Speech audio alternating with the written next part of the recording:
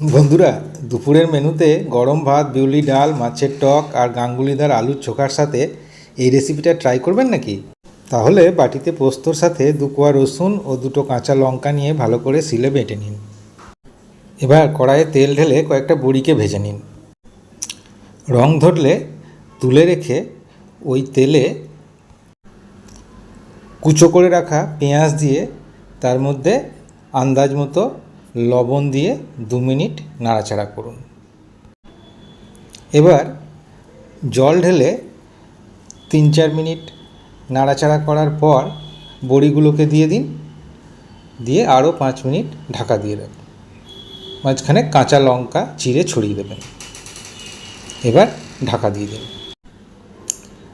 জল মরে এলে পোস্ত বাটা দিয়ে নাড়াচাড়া করে 1 চামচ সর্ষের তেল ছড়িয়ে দিলেই তৈরি আমাদের